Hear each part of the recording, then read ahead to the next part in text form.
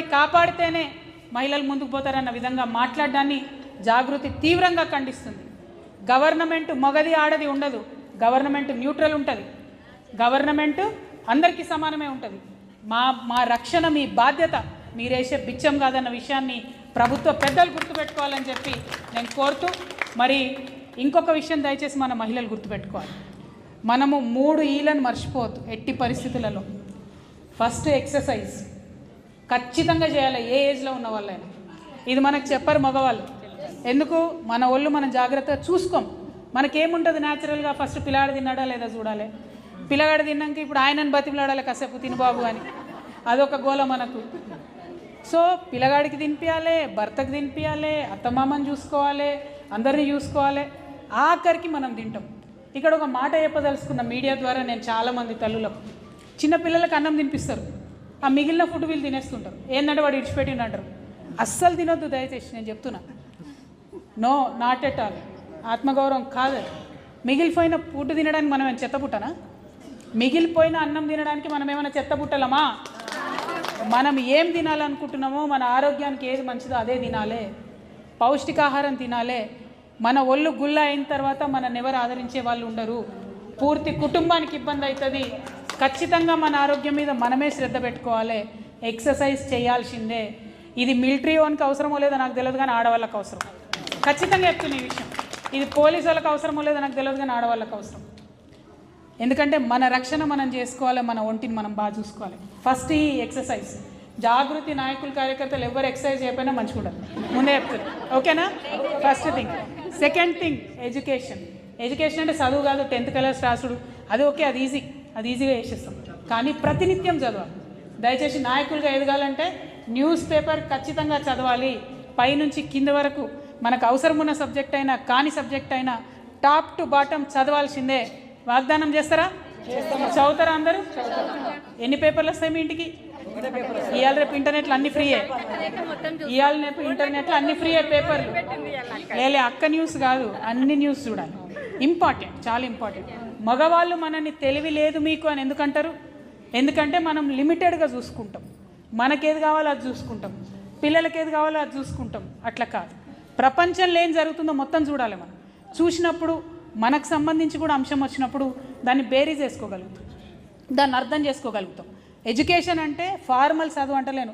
మీరు 10th చదివినరా, PhD చేసిరా నాకు అనవసరం. లోక జ్ఞానం కావాలి, ఇన్ఫర్మేషన్ కావాలి. Information is wealth at any cost. Education important. తర్వాత 3 ఎంప్లాయ్మెంట్. ఎంప్లాయ్మెంట్ అని నేను ఎందుకంటున్నా అంటే ఫార్మల్ ఉద్యోగం చేసే అవసరం లేదు. ఇప్పుడు నేనున్నా అబ్బా, నాకు 47 ఏళ్ళు, 2 పిల్లలు నా వాళ్ళు చదువుకోవడానికి పోయాను, నేను ఫ్రీగానే ఉన్నా కదా. నేను ఇప్పుడు సమాజ సేవ చేయొచ్చు కదా. నేను ఇవాళ పిలుపునిస్తూ ఉన్న మా ఆడబిడ్డలు, లక్షలాదిగా ఉన్నటువంటి తెలంగాణ ఆడబిడ్డల్ని, మీకు మీ పిల్లలు చదువుకోవడానికి వెళ్ళిపోయి ఉద్యోగాలకు వెళ్ళిపోయి మీరు ఫ్రీగా ఉంటే ఏం చేయాలి? నేను కృష్ణారామ అనుకోవద్దు. మానవ సేవనే మాధవ సేవ. దయచేసి బాధ్యతలన్నీ కూడా తీర్చుకున్నటువంటి అక్క చెల్లెలకు రిక్వెస్ట్ చేస్తున్నా, ఏజ్తో అవసరం లేదు. కమింగ్ టు పాలిటిక్స్, దయచేసి రాజకీయాల్లోకి రండి. రాజకీయాల్ని మార్చాల్సిన అవసరం ఉంది, రాజకీయాల్ని క్లీన్గా చేయాల్సిన అవసరం ఉంది. రాజకీయాల్ని సాఫ్ చేయాలంటే చీపురు పట్టుకొని ఇల్లు ఊడ్చే మనమే కరెక్టు, మహిళలమే కరెక్టు. మీ బాధ్యతలు తీరిపోతే ఈ సమాజాన్ని క్లీన్ చేయడానికి మీరు బయటికి రావాల్సిందే. అదేవిధంగా ఎంప్లాయ్మెంట్ అని నేను అంటున్నా అంటే, నేను ఒక ఆడబిడ్డగా ఉంటే నా భర్త పుట్టినరోజు, నా పిల్ల పుట్టినరోజు వస్తే నేను ఫ్రీగా నా అంతటి నేను సంపాదించిన డబ్బుతోని ఒక చాక్లెట్ అన్న కొనియాలి. మనం ఆధారపడద్దు, భర్త డబ్బు మీద ఆధారపడద్దు, పిల్లల సంపాదన మీద ఆధారపడద్దు. ఒకవేళ మీకు ఆల్రెడీ 1,00,000 రూపాయలు ఉన్నాయనుకో, దాన్నే మిత్తికి దింపుకోరి, ఏదో ఒకటి చేయండి, మనకు ₹1 సంపాదించాలి. జాగృతి నాయకురాల కార్యకర్తలకు మాత్రం నేను వార్నింగ్ ఇస్తా ఉన్నా, ఎవరి రూపాయి వాళ్ళే సంపాదించుకోవాలి. సంపాదించుకుంటారా? పైసలు మన దగ్గర ఉంటే పవర్ కూడా మన దగ్గరనే ఉంటుంది. అవునా కదా? ఒప్పుకుంటారా లేదా? సో నా రిక్వెస్ట్ ఒకటే మీతోని, ఫస్ట్ ఎక్సర్సైజ్, ఎడ్యుకేషన్, ఎంప్లాయ్మెంట్, ఈ 3 ముందు మనం నేర్చుకోవాలి, తర్వాత తెలంగాణ సమాజానికి అంతా నేర్పియాలి. ఇవాళ మహిళా దినోత్సవం అంటే అన్ని పార్టీలకు, అన్ని ఆర్గనైజేషన్స్కి వన్ ఆఫ్ ద డేస్. కానీ తెలంగాణ జాగృతికి, తెలంగాణకు నిజమైన స్వతంత్రం తీసుకురావడానికి ఒక మహిళల ఆర్మీ నిర్మించాలి, ఒక మహిళా సైనిక శక్తిని నిర్మించాలి. దానికోసం పాటుపడాలి, దానికోసం ప్రయత్నం చేయాలి తప్పితే ఏదో సెలబ్రేషన్ చేసుకున్నాం అనుకోదు. సెలబ్రేషన్ కూడా చేసుకుందాం, బట్ మనం అన్నిట్లకు రావాలి, పవర్లకు రావాలి, పాలిటిక్స్లకు రావాలి, బిజినెస్లకు రావాలి, ఎడ్యుకేషన్లకు రావాలి, సైంటిస్టులు అవ్వాలి, అన్ని రకాలుగా పనిచేయాలి. కాబట్టి ఈ 3 ఈలు చాలా ఇంపార్టెంట్. మన హెల్త్ మనం చూసుకోవాలి, మన ఎంప్లాయ్మెంట్ మనం చూసుకోవాలి, మన ఎడ్యుకేషన్ మనం చూసుకోవాలి. ఇంకొకసారి ఎప్పుడన్నా భర్తనో ఇంకొకలో తెలివిలేని దానా అనాలంటే ఆలోచించాలి, వాళ్ళు భయపడాలి, అమ్మ దీన్ని ఇట్లా అందామా వద్దా అని. అంటే ప్రేమ వేరు, అభిమానం వేరు, కానీ అవహేళన అనేటటువంటి దాన్ని గుర్తించాలి, దానికోసం ఆలోచించాలి. ఇక మూడోది చాలా ఇంపార్టెంట్, ఈ రాష్ట్రంలో జరుగుతున్నటువంటి అతి దారుణమైన విషయం ఏంటంటే ఎప్పటి నుంచి అయితే ఈ ప్రభుత్వం వచ్చిందో మహిళల మీద దారుణంగా అట్రాసిటీస్ పెరిగిపోయినాయి. 22% క్రైమ్ పెరిగిపోయింది. నేను రేవంత్ రెడ్డి గారిని, కాంగ్రెస్ పార్టీని, డీజీపీ గారిని సూటిగా స్పష్టంగా సవాల్ చేస్తున్నా. అంత క్రైమ్ పెరిగిపోయిన తర్వాత ఏం చేస్తున్నారు మీరు? ఏం చర్యలు చేపట్టారు? నిన్నగాక మొన్న నాగర్ కర్నూల్లో ఒక చంటి బిడ్డ చనిపోతే ఏం చర్యలు చేపట్టిండ్రు మీరు? ఏం మాట్లాడుతున్నారు మీరు? ఎక్కడుంది ప్రొటెక్షన్? మహిళలకు ఎక్కడుంది ప్రొటెక్షన్? ఈ విషయం మీద దయచేసి ఆలోచన చేయండి. మీరు మాతో నిలబడతారా, స్టాండ్ విత్ హర్ అని చెప్పి పిఆర్ క్యాంపెయిన్లు చేసుడు కాదు. క్రైమ్ రేట్ తగ్గించండి, పోలీసింగ్ పెంచండి, బస్సులు పెంచండి, ఫ్రీ బస్ ఇచ్చుడు కాదు, ఫ్రీ ఎడ్యుకేషన్ ఇవ్వడానికి ఆలోచన చేయండి అని చెప్పి ముఖ్యమంత్రి గారిని, కాంగ్రెస్ ప్రభుత్వాన్ని నేను డిమాండ్ చేస్తూ ఉన్నాను. ఖచ్చితంగా కేరళ రాష్ట్రాన్ని ఆదర్శంగా తీసుకోవాలి, ఫ్రీ ఎడ్యుకేషన్ ఇవ్వడానికి ప్రయత్నం చేయాలి. ఇట్లా చెప్పుకుంటూ పోతే అనేకమైన అంశాలు ఉన్నాయి. బట్ నేను మిమ్మల్ని కోరేది ఒకటే, తెలంగాణ జాగృతి బతుకమ్మను ముందడికి తీసుకొచ్చి, బోనాలను ముందుకు తీసుకొచ్చి ఒక సాంస్కృతిక విప్లవం ద్వారా తెలంగాణ ఉద్యమంలో మహిళలు పాల్గొనేలాగా చేయడం జరిగింది. ఇవాళ సామాజిక తెలంగాణ ఉద్యమం జరుగుతున్నది. సామాజిక తెలంగాణ అంటే ఎస్సీలది, ఎస్టీలది, బీసీలది, మైనారిటీది, అందరికన్నా ఎక్కువ ఆయా వర్గాలలో ఉన్న మన ఆడవారిది. కాబట్టి సామాజిక తెలంగాణ అంటే ఇది ఎవరి కోసమో జరుగుతున్న ప్రయత్నం మాకేంది అనుకోవద్దు. తెలంగాణ ఉద్యమంలో మహిళలు లేకుంటే తెలంగాణ వచ్చేది కాదు.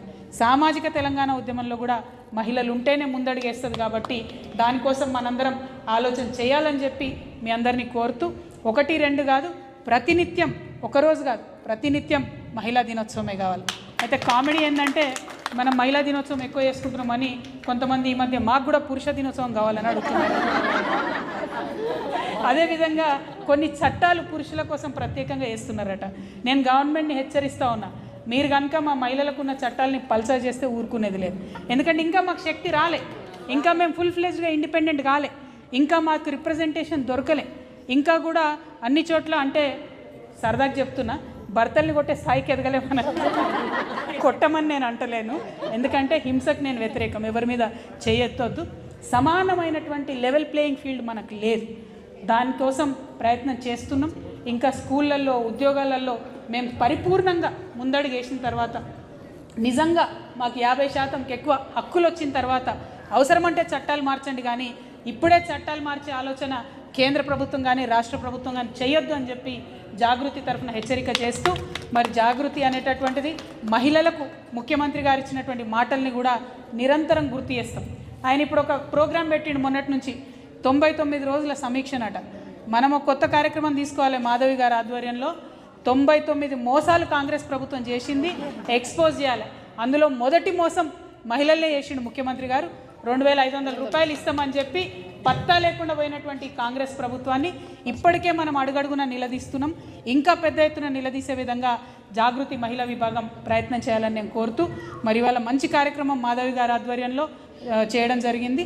అందరినీ కూడా ఇన్వాల్వ్ చేసినందుకు మీకు మనస్ఫూర్తిగా అభినందనలు తెలియజేస్తున్నా. మొన్న